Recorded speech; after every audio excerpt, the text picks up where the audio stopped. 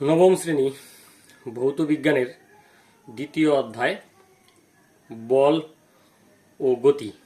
এটি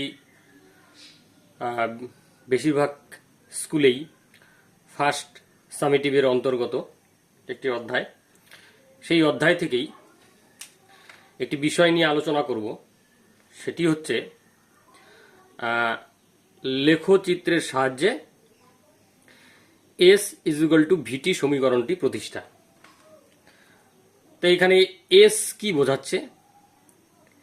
এস বোঝাচ্ছে অতিক্রান্ত দূরত্ব, অর্থাৎ একটি বস্তু একটি নির্দিষ্ট বেগ নিয়ে গতিশীল অবস্থায় আছে, সেই বস্তুটি একটা নির্দিষ্ট সময়ে কতটা দূরত্ব অতিক্রম করেছে সেটাকে আমাদের এস দিয়ে বোঝানো হচ্ছে।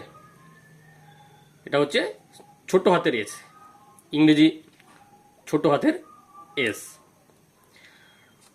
ভি কি বোঝাচ্ছে এই সমীকরণের ক্ষেত্রে? ভি হচ্ছে ওই নির্দিষ্ট সময়ে যে বস্তুটি নির্দিষ্ট সময় ধরে একটি দূরত্ব অতিক্রম করলো, সেই বস্তুটির বেগ। এই বেগটিকে ইংরেজি ছোট হাতের ভি দিয়ে বোঝানো হচ্ছে, অর্থাৎ বস্তুটি ভি সমবেগে যাচ্ছে, একই বেগ নিয়ে গতিশীল অবস্থায় আছে, এবং সেই বস্তুটি এই যে সমবেগ ভি নিয়ে যাচ্ছিল, ধরলাম টি সময় ধরে যাচ্ছিল, তাহলে অতিক্রান্ত দূরত্ব হচ্ছে এখানে এস, বস্তুর যে সমবেগ সেটা হচ্ছে ভি, এবং যত সময় ধরে বস্তুটি যাচ্ছিল সেটাকে আমরা বলছি টি। টি হচ্ছে সময় বোঝাচ্ছে। এটিকে আমরা লেখচিত্রের দ্বারা প্রতিষ্ঠা করবো এই সমীকরণটিকে। তাহলে লেখচিত্র যদি বলি, তো লেখচিত্র বলতে আমাদের দুটি অক্ষ থাকবে। সেটি হচ্ছে এই যে এটাকে বলা হয় এক্স অক্ষ, আর তার সঙ্গে লম্বভাবে অর্থাৎ 90 ডিগ্রি কোণ করে আরেকটি সরল রেখা একই সমতলে, এই পাতাটির সমতলেই আছে, এটি হচ্ছে ওয়াই অক্ষ। আর এই বিন্দুটাকে বলা হচ্ছে মূল বিন্দু, অর্থাৎ ও হচ্ছে মূল বিন্দু। এখানে এক্স দেওয়া আছে, এটাকে বলা হচ্ছে এক্স অক্ষ। এখানে ওয়াই দেওয়া আছে, এটা হচ্ছে ওয়াই অক্ষ। এবার এক্স অক্ষ বরাবর আমরা সময় রাশিটিকে বোঝাবো, অর্থাৎ এই ও বিন্দু থেকে যত আমরা এক্স এর দিকে অগ্রসর হব তত সময় বৃদ্ধি পাবে। এই বৃদ্ধিটাকে এই যে এরকম একটা অ্যারো চিহ্ন বা তীর চিহ্ন দিয়ে বোঝানো হচ্ছে, সময় তার পাশে তীর চিহ্ন।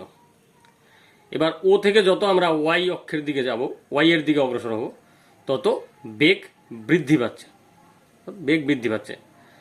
এই যে বেগ এবং বৃদ্ধি পাওয়াটাকে আমরা এই যে এরকম একটা তীর চিহ্ন বা অ্যারো চিহ্ন দিয়ে বোঝাচ্ছি। তাহলে আমাদের এক্স অক্ষ বরাবর সময় এবং ওয়াই অক্ষ বরাবর বেগ সূচিত করে।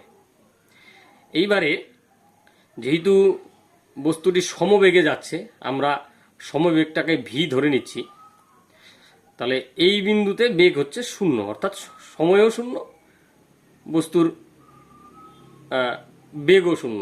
এবার বস্তুটি যেহেতু একটি সমবেগ নিয়ে যাচ্ছে, তাহলে ধরে নিলাম সেই সমবেগটা যদি ভি হয়, তাহলে আমরা এই ও থেকে এ পর্যন্ত এই অংশটুকুনকে আমরা এই ভি ধরে নিলাম, যে ও এ এইটুকুন কি বোঝাচ্ছে? ওই যে বস্তুর সমবেগ সেটা ভি বোঝাচ্ছে। আর ও থেকে সি এই অংশটুকুন বোঝাচ্ছে যে বস্তুটি টি সময় ধরে গিয়েছিল, অর্থাৎ টি সময় পর আমি কতটা দূরত্ব অতিক্রম করলো সেটা বের করব। তাহলে সেই টি সময়টাকে আমরা ও থেকে সি এই পর্যন্ত অংশটাকে বোঝাচ্ছি, সময় অক্ষে ও থেকে সি এই অংশটাকে আমরা ওই ইংরেজি ছোট হাতের টি বোঝাচ্ছি। এইবারে বস্তু দ্বারা মোট অতিক্রান্ত দূরত্ব হবে, এই যে আমি এখানে অংশাঙ্কিত করে রেখেছি, এই যে এই অঞ্চলটুকু বোঝাচ্ছে অতিক্রান্ত দূরত্ব। অর্থাৎ অতিক্রান্ত দূরত্ব তাহলে কি হবে? যে ও এ বি সি, এই যে একটা আয়তক্ষেত্রাকার অঞ্চল, সেই অঞ্চলের ক্ষেত্রফলই হচ্ছে বস্তু দ্বারা অতিক্রান্ত দূরত্ব। সেটাই আমরা এখানে লিখলাম যে টি সময়ে বস্তু দ্বারা অতিক্রান্ত দূরত্ব, ইংরেজি ছোট হাতের এস ব্র্যাকেটে লিখলাম, equals to O A B C. O A B C, এই যে এরকম যে অঞ্চলটা দেখানো আছে সেটাই হচ্ছে সেই আয়তক্ষেত্রের ক্ষেত্রফল। আয়তক্ষেত্রের ক্ষেত্রফল আমরা কি জানি? দৈর্ঘ্য ইন্টু প্রস্থ। এবার যদি এটাকে দৈর্ঘ্য ধরি আর এটাকে প্রস্থ ধরি, তাহলে হচ্ছে তোমার এই ওসি ইন্টু ও এ, দৈর্ঘ্য ইন্টু প্রস্থ, ওসি ইন্টু ও এ, এটা হচ্ছে আয়তক্ষেত্রের ক্ষেত্রফল।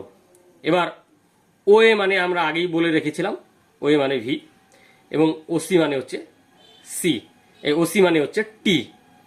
তাহলে V into T is equal to VT. তাহলে আমরা পাচ্ছি কি? S is equal to VT. এটা আমাদের কিন্তু প্রমাণিত হয়ে গেল।